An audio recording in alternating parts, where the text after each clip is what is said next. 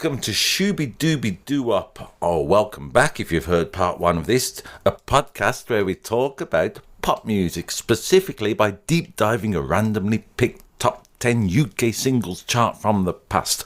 I'm Andy Robinson. I'm James Cook. And like I say, James, we're in part two, aren't we? We're going to do the top 5 records of what week? The 29th of August, 1961. The 29th of August, 1961. I mean, we've already, like I say, just the podcast below this, I guess. Have a listen if you haven't already. We're grateful for anybody who gives it any time or attention. We've already done numbers 10 to 6 of this week's charts, James. What do you think we're going to talk about in part 2? Hay fever remedies? We are going to discuss the nature of hay fever remedies and, probably more crucially, numbers 5 to 1 from this beautiful chart, yeah? But Andy, I am a fool and haven't listened to part 1 yet. Could you please recap what songs have already been discussed? Great idea. Down 1 to number 10 is Clarence Frogman Henry with You Always Hurt the One You Love. The first known instance of frog rock. Up 1 to number 9 is Craig Douglas with the song Time. And time can make this song grow on you. Down 3 to number 8, it's a classic. It's Ricky Nelson with Hello Mary Lou. Hello, spirit of rock and roll. Up 1 to number 7, it is Temptation by the fantastic Everly Brothers. And despite my controversial misgivings about the suitability of their voices, it is still really catchy. You clothier div.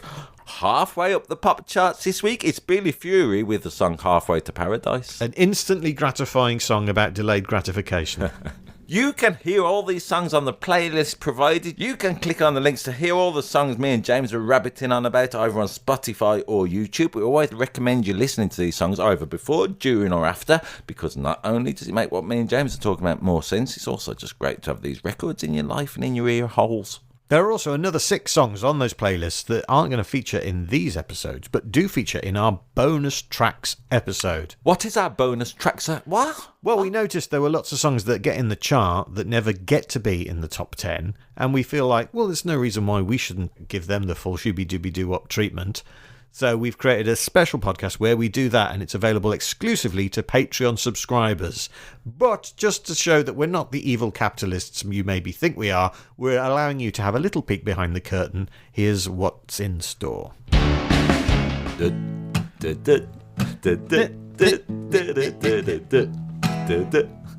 I mean, I was thinking of it, James. I wanted to know what this record was called for years. And then I thought, you can't Google.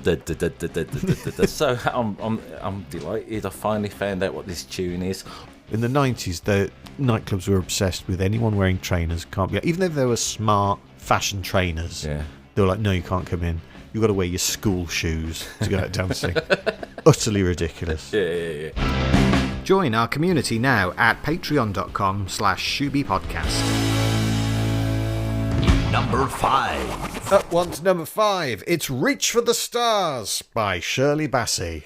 Yes, I'm just going to point out, James, again, this is a song you chose. Originally, it was a double A side, wasn't it, with Climb Every Mountain by The Dame. I'm sort of surprised you chose this song rather than Climb Every Mountain. We would have had loads of Sound of Music stuff to talk about. Well, this was the song that I hadn't heard and I was more interested in listening to. Nice work. This is big for me and James. We also like introduce records sometimes, don't we? Yeah. And was it a UK number 1? This is the thing we're doing, because half the songs in this top 10 have been number 1s.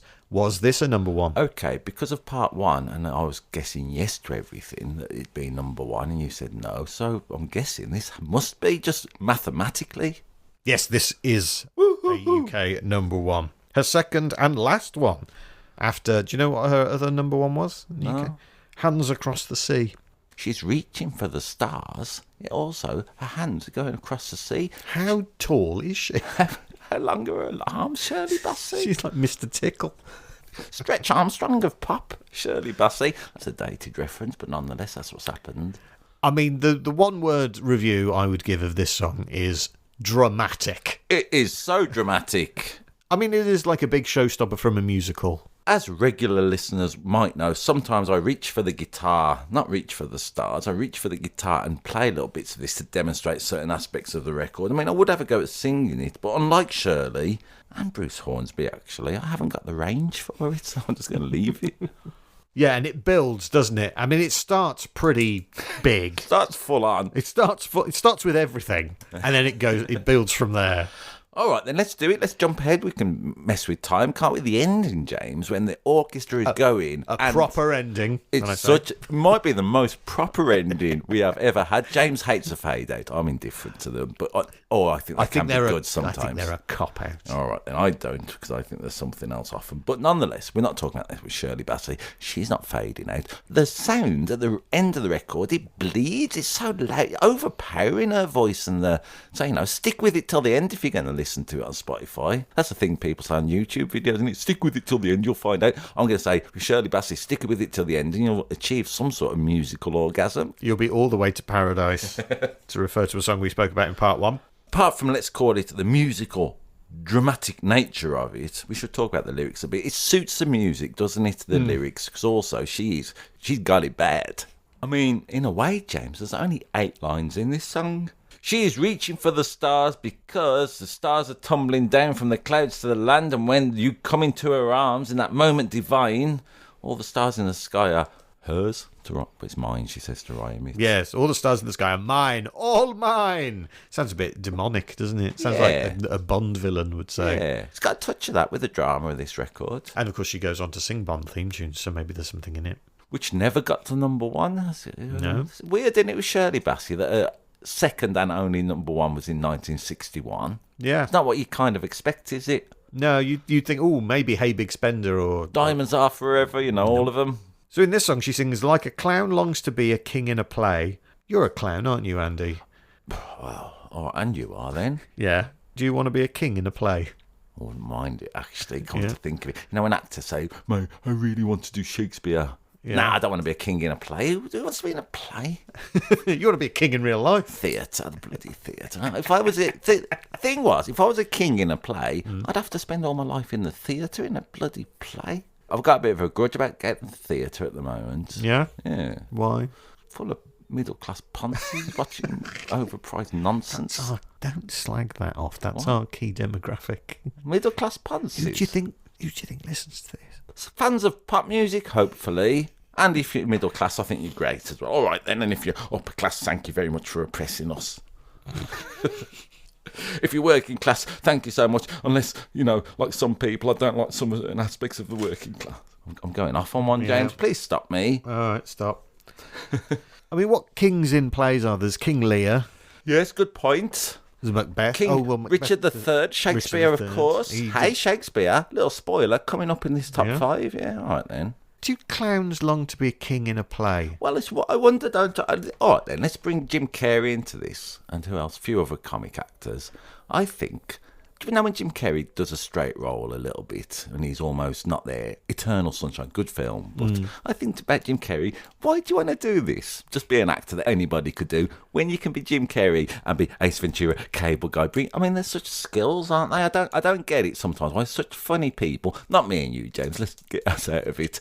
I don't get why funny people have got incredible skills sometimes and think, I really want to be taken seriously. Because they feel they don't get the kudos. It's true, isn't it? In the Oscars, there's never been a best, let alone as a comedy not won it. There's not even a category for best comedy. And I'm going to say, James, despite mine and yours clumsy practitioners of it, comedy is harder to do than anything else. Why is it not more respected? Yeah, at the Oscars at least, Will Smith slapping me in the face for daring to say it. You're absolutely right, Andy. I mean, there have been times when I've watched you doing comedy and I've thought, wow, this is really hard.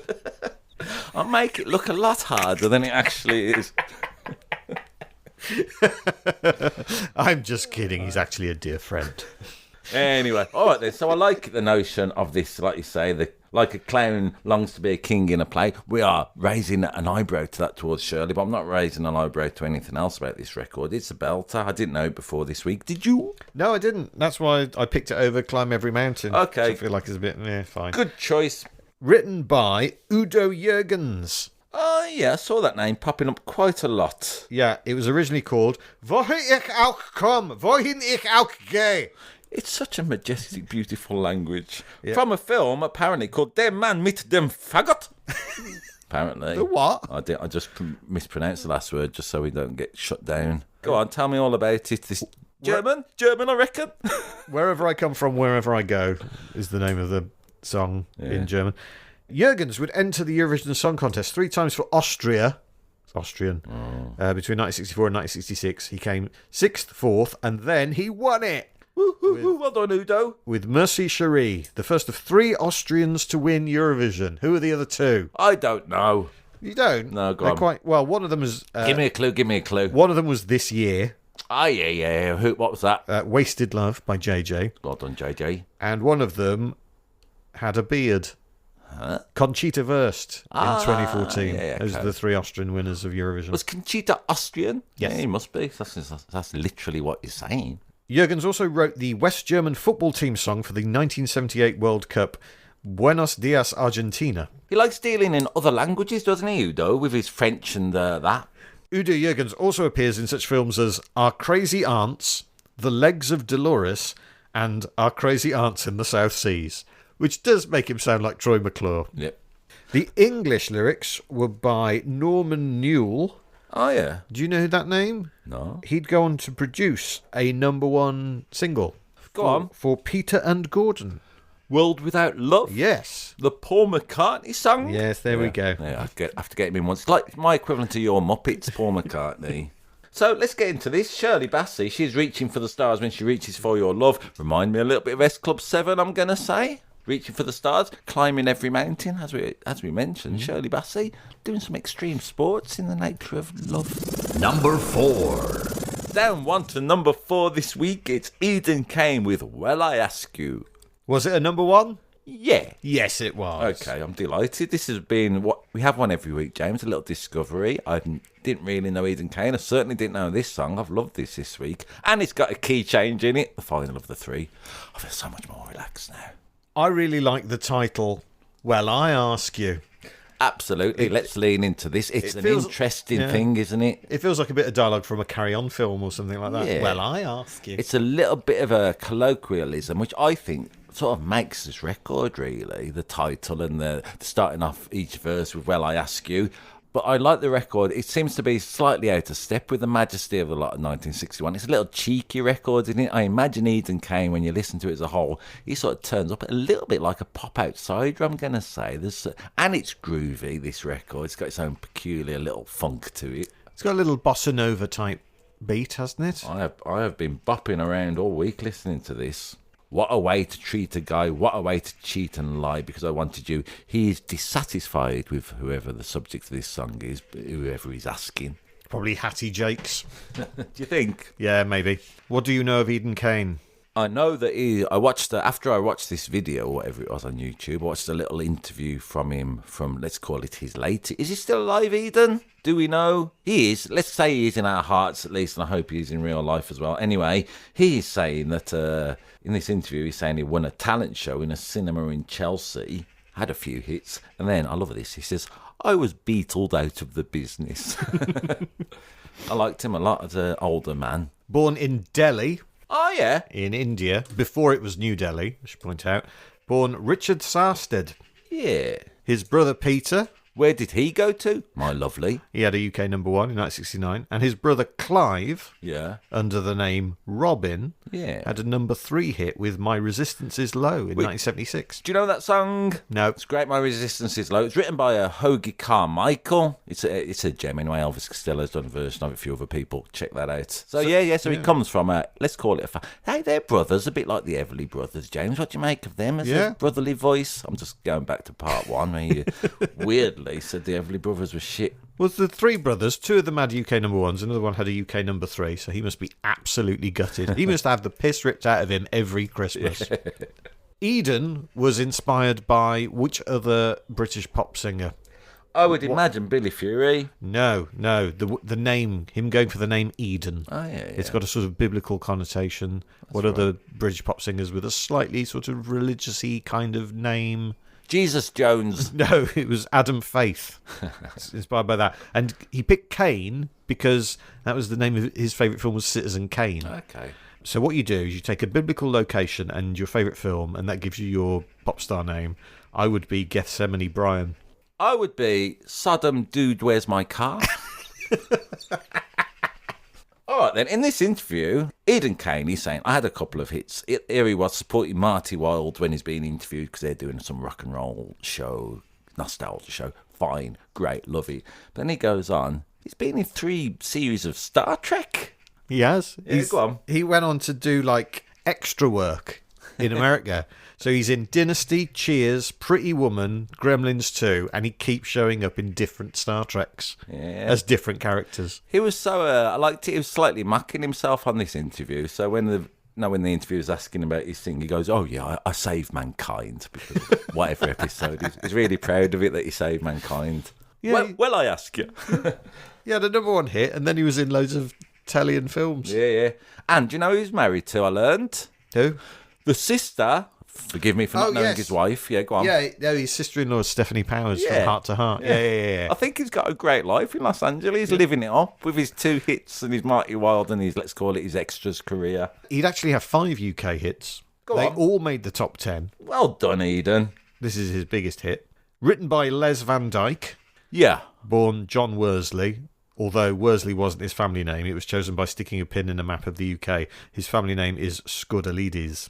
He also wrote the UK #1s What Do You Want and Poor Me. Adam Faith songs, okay. And the #4 hit and UK Eurovision entry 1971, Jack in the Box. Who sang that? Cloda Rogers. Nice. It came fourth behind Severine for Monaco with Un band, un arbre, un rue. A band, a tree and a road.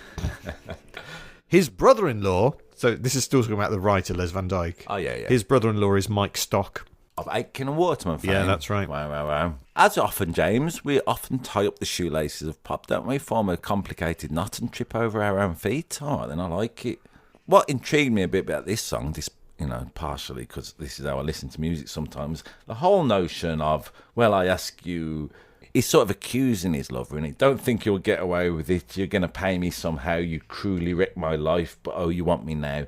Now, I can't work out whether he's heartbroken or there's a bit of bravado. I think there's a good moral ambiguity, partially because of the nature of the music, partially because of the nature of the songwriting, and just it all sounds like you can't work out whether this bloke's sort of being a bit cocky or, as often is the case, truly a broken man. And there's a growl to his voice, isn't there? Yeah, he's cheeky. Well, I ask you. He's got that whole thing going on. Yeah, there's a lot of personality in his voice, I'm going to say. I've loved it. Mike England, 7468, this is good, James, on YouTube. He says, I don't think Mr. Kane was impressed to see a group of spotty Herberts occupying front row seats one evening in Cambridge around 1962 at a Larry Parnes show. We mentioned Larry Parnes in part 1, great impresario. Nasty sidelong glances, etc., etc. Did we care? Not at all. Billy Fury was top of the bill. But I like the song. I like Mike England having a little notion of Eden Kane giving him the dirty eye because they've been, let's face it, a bunch of dicks, maybe. Spotty Herberts, it says there. Spotty Which, of course, any listeners in America should know there's a delicacy in the UK. It's a special pudding. If you come over and visit this country, go into a inner city supermarket and ask for a Spotty Herbert. There's bound to be more than one of them there. #3. Up one to #3. It's our old friend Petula Clark with Romeo. Was this a UK #1? I'm going to say, because of mathematics again, no. I'm going to say it wasn't #1. I'm going to say it wasn't. Oh, stop changing your bloody That's the way mind. you looked at me like you're so delighted I got it wrong again. It wasn't a #1. It wasn't. It only gets to #3. This is as good as it gets. And again, quite a dramatic song.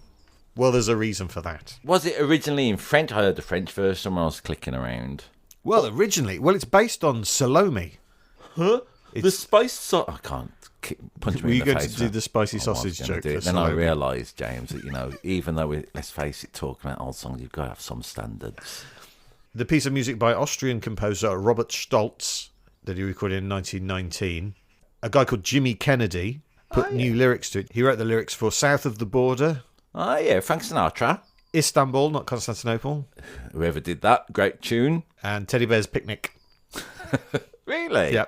That's a good CV, isn't it? Yeah, Robert Stolz, who wrote Salome, I was reading his story. It's pretty fascinating. Yeah, go on. So he was in Austria before the Anschluss. He smuggled Jews and political refugees across the border in his car boot. He did so 21 times. Amazing. Then in Paris in 1940, he was interned before fleeing to New York. The next year, so the year after he's escaped from Paris, he won an Academy Award. Wow. And he would win 2 of them. Yeah, so that's where the music comes from. Let's talk about the music while we're here, James. This is what I like about this song. It's got an Eastern sort of North African feel to it, hasn't it? Also, what I like about it, it's a great example of, let's call it the minor to major chord change. I studied Shakespeare when I was school, for Romeo was a pet. Did the do like a fool, and did the Juliet, yeah? Mm-hmm. But then the chorus, Juliet, oh Romeo. Here we go, happier, isn't it? Anyway, I like that about it. That's a little bit of basic yet effective songwriting craft. You kind of allude to the lyrics there at the start. I thought Romeo was a pet. Yeah. He's not, though, is he? Not like a hamster or something, a goldfish. No. In the Shakespeare play. No, in the Shakespeare play. Otherwise, I've been getting it very wrong. But as I mentioned in part 1, Mary Lou by Ricky Nelson. Hello, Mary Lou. Loads of people say that's the name of my cat. So maybe Romeo is a hamster. I like it, James. I like the notion of Petula Clark. Like I say, there's a version of her singing it in French, but I like the notion of bringing Shakespeare into a bit of pop music. Always a thing, isn't it? Can you think of any other songs that mention Romeo and Juliet, or let's broaden it out a little bit, just Shakespearean texting songs? Romeo and Juliet, Dire Straits, Romeo and Juliet, Taylor Swift. Yeah. Now, what's Taylor Swift? I think that's a love story she just mentions. Oh, yeah, it's a good love story. You're right. What song from, let's call it, 2000s indie rock band mentions the Montagues and Capulets? That'd be the Arctic Monkeys. I bet you look good on the dance floor. All right, then. There's also, you've got, I'm going to say it off the top of my head, or what I had a little think about at least. You've got Richard III, haven't you, by Supergrass. You've got Ophelia by the band. Sting did an album called Nothing Like the Sun, which was from some Shakespeare quotes. So, you know, he's always lurking, isn't he? The Bard. Only a Winter's Tale, David Essex. Is that from a Shakespeare play? Well, Must be, let's say. The Winter's Tale. Okay. Close, isn't it? Go on. Go do some more. I like it. Othello. Is it me you're looking for? I'm just a stubborn kind of Othello. That's a Marvin Gaye joke. Yeah. Cleopatra coming at you. Yeah. Did you watch the video? I've not had a chance to say that this week. There aren't any videos. There is a video of it, actually. Oh, okay. I watched it with my own eyes. It's pretty good. Would you believe? There she is, Petula Clark, right? Mm-hmm. She's in a lampshade, if you imagine. Big lampshade going around her. On the side of the lampshade are like dresses, so she looks like a head. Can you imagine what I'm talking about? Am I describing it It well moves enough? around and it looks like she's wearing different clothes. Yeah. Oh, okay. And then I thought, well, that's a weird video. Like a fashion wheel. Yeah. And then Chris Norton, 4382 on YouTube, says it's a cunning way to hide she was pregnant. So there we go, 1961, according to Chris Norton at least. There you go. Any pregnant women who want to hide your baby bump, you just need a massive lampshade. Massive lampshade. And no one will know. I thought the lyrics are pretty good for, let's say, a little bit. She's expressing a crush, isn't she, Petula Clark, in this song? She's slightly out of control. She asks Romeo, I'm guessing, why am I so in love with you? Is it you or the things you do? I think that's a great lyrical example of you don't really know somebody anyway, and you can't quite work out why they have such a power over you. Is it you or just things you do? Yeah, and what's the difference? Surely character is defined by action.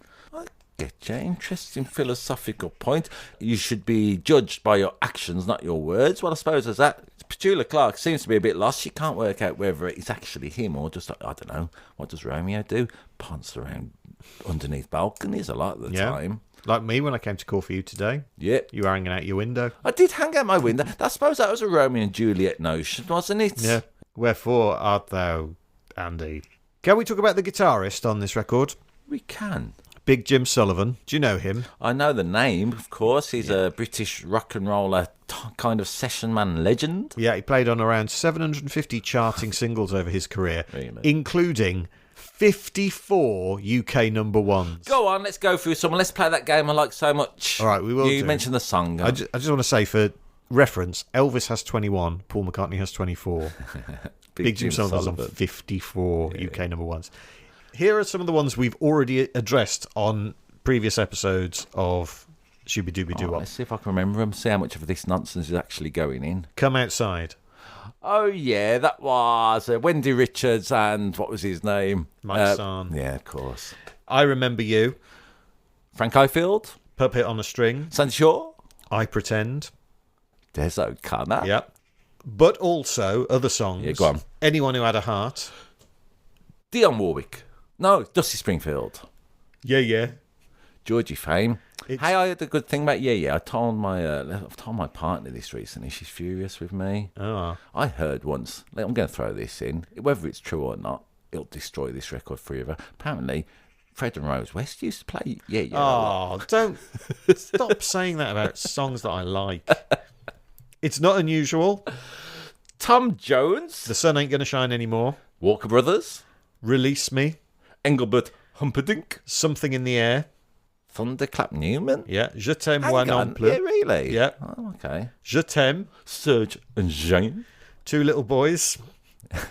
Who did that? You know who did Two Little Boys. I can't mention Fred and Rose West, but you can bring up Rolf Harris. I get you. All Kinds of Everything.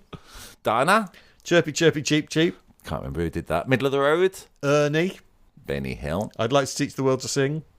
The New Seekers. And his last UK number one in 1975, January. Pilot. Yes. Okay, amazing. He also taught Richie Blackmore to play guitar, if that wasn't enough. So I wanted to give him a shout out for all those incredible hits he played on. Thank you, Big Jim Sullivan. Yeah, amazing.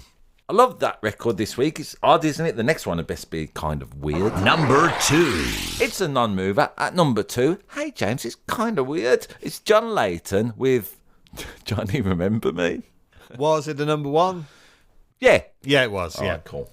John Layton rose to fame playing Ginger in the TV series of Biggles in 1960, then played a singer called Johnny Sanseur in the TV series Harper's West 1, on which he sings this song, backed by The Outlaws. Okay. Do you know who's in The Outlaws? No. Chaz Hodges. Ah, of yeah. Chaz yeah, and Dave. yeah. My apologies. I did see him playing along. Oh, there's a video of this. It's intrigued me. There he is, Johnny Layton, singing this song. They put him in an audience of women, and they've obviously told the women, be in a state of orgasmic joy when he's walking around. He's walking around singing this song, loads of women surrounding him, all looking like they're, let's call it warm for his form, want to get off with him.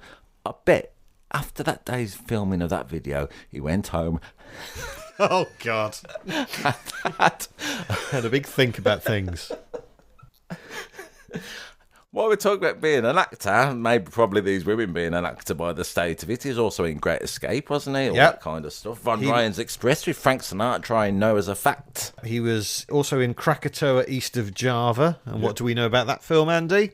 Don't know. Krakatoa is not east of Java. It is to the west of Java. Fake news. And he has a cameo role in Telstar, the Joe Meek story. Why do you suppose that is? Because Joe Meek, the unique sound of this record, it is a unique sounding record, isn't it? The famed British producer, early 60s, Joe Meek recorded it. His first of 3 UK number ones that he recorded. Let's talk about Joe Meek a little bit. I mean, Do you know the other 2 number ones he had? Telstar would be one. By the Tornadoes. Give me a clue. Which would be the first US number one by a British group. That's right. Good extra bit of trivia thrown in, James. And the other one was by a group called the Honeycombs. Have I the right to hold you? Yeah, it is Have I the Right. That's convenient. I was just asking you that. All of which were recorded where? In Joe Meek's house, in his flat, I mean, in his bathroom, I believe they use the bathroom quite a lot for natural reverb. They're unique. So we are going to talk about Joe Meek. I can feel the way this is going. Do you know who sings the backing vocals on this record, which I feel we should drag it back to a little bit, explain it if we can, or just listen to it on Spotify. That's probably a shorter and better way of doing it. But nonetheless, here we are. Once again, James, I've revealed the ultimate futility of this podcast. Would it be the future founder of the National Children's Choir of Great Britain, Alyssa Gray? Was it? Is that what she did? Yep. Yeah, all right then. She sings the ghostly female part, apparently, while she was standing in the shower cubicle. But there's nothing in this song, despite it being, I've seen it on like what they call death disc compilations, there's nothing in this song that specifically says she's dead, is there? Well, that's only because they changed the lyric. Oh, go on. The original lyric, The Girl I Loved and Lost a Year Ago, which could be interpreted that way, was originally The Girl I Loved Who Died a Year Ago. Yeah, all right then. Yes, and you mentioned death discs there, sometimes known as splatter platters. These were songs around this time that were very popular that involved teenagers dying.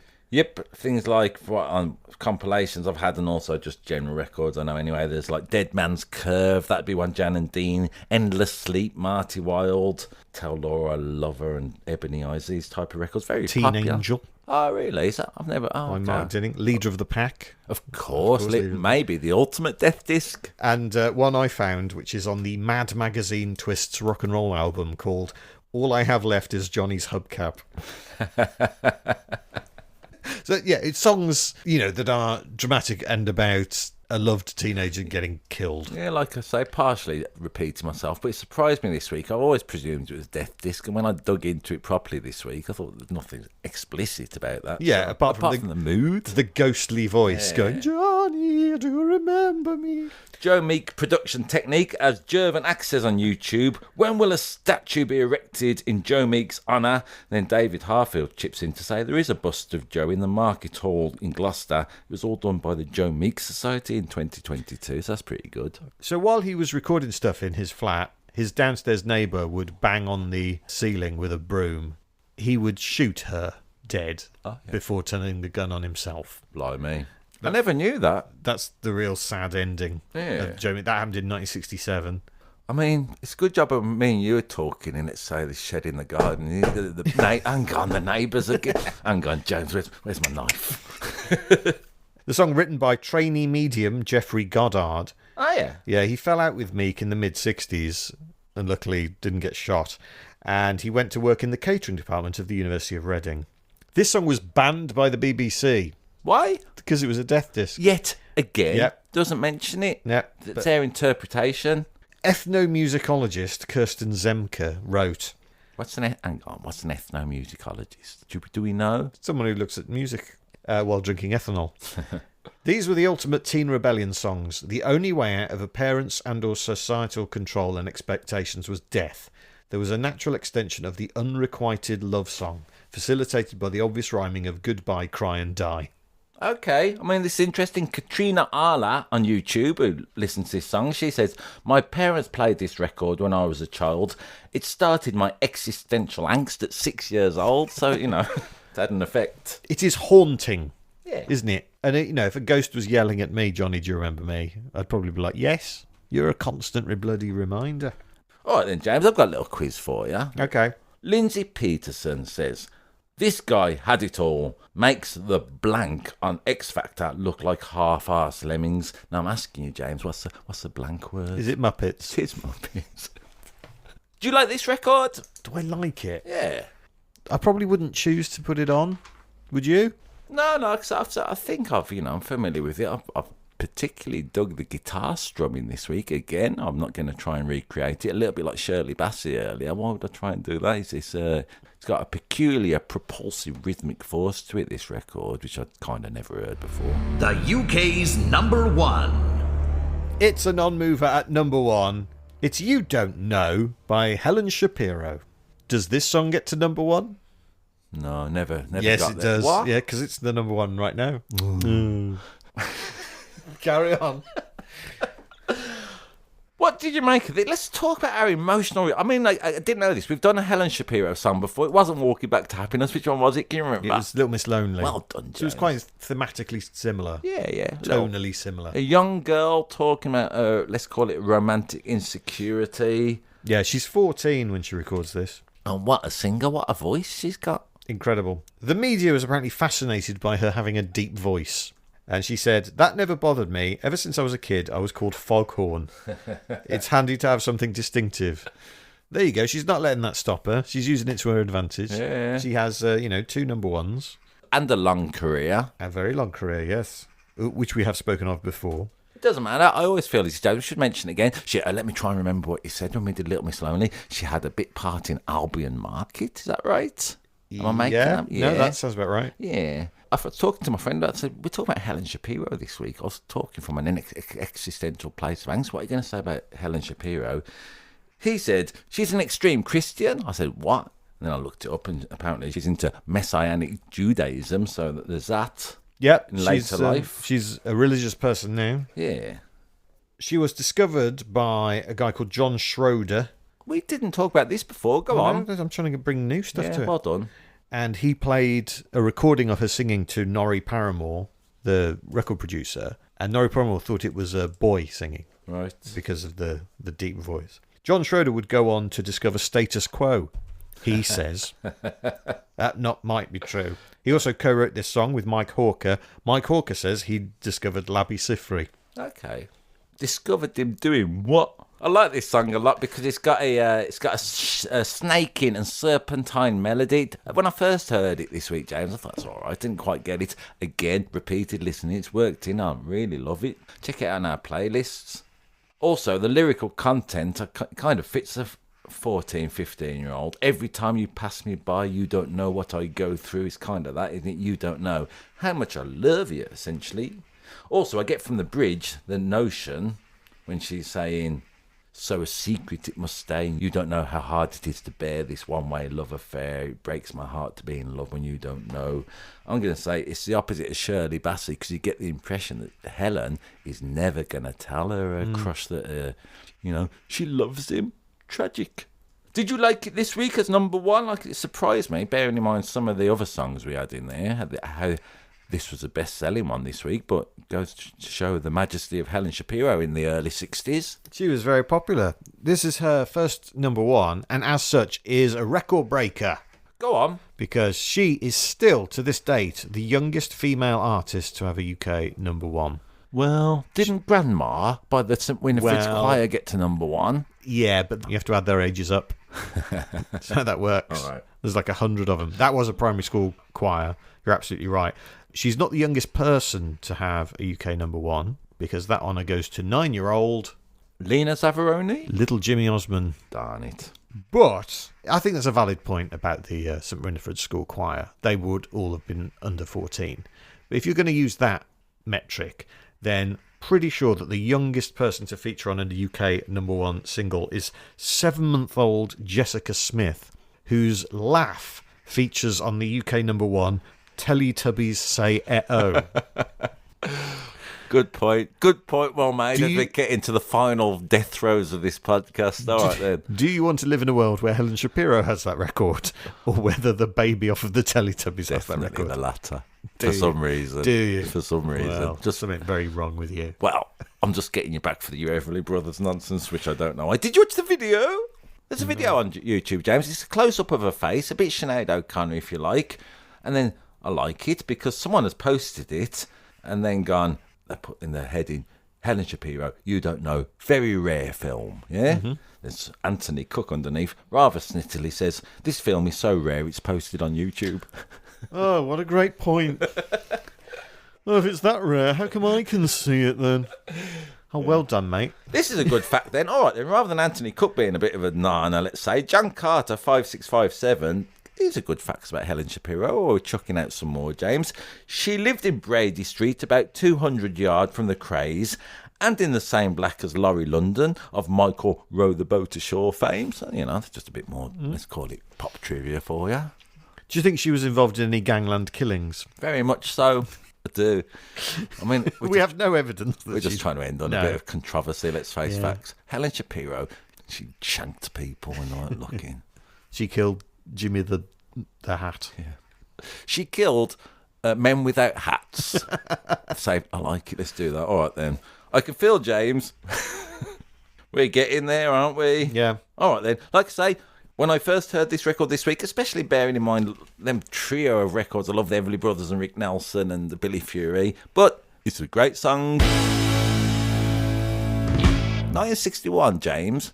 I only knew 30%, as I say, and I knew him intimately. The other 70%, we've been largely, hey, we haven't brought Nile Rodgers into it this week, which I think is always a sign. We haven't needed to. No, Nile Rodgers. Listen to the other ones to see what he's always saying. Yeah, so what's your favourite?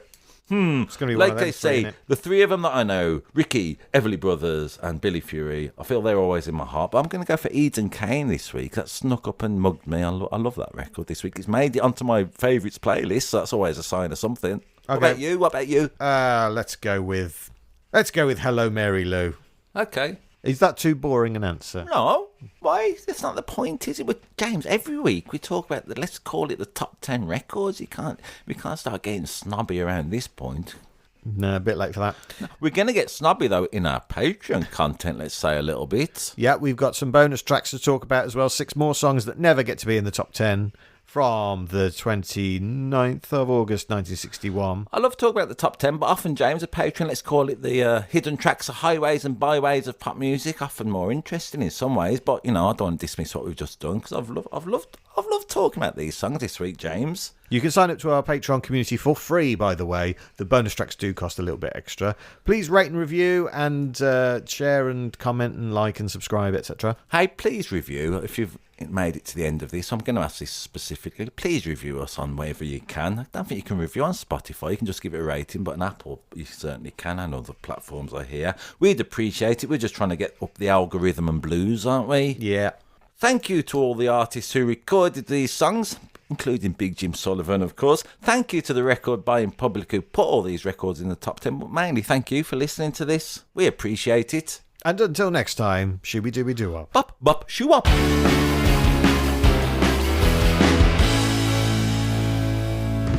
Do you ever think, what are we doing? Yeah. Here we are discussing Eden Kane record from 1961. I mean, it's not the clickbait of, let's say, whatever Donald Trump's been up to, is it? No.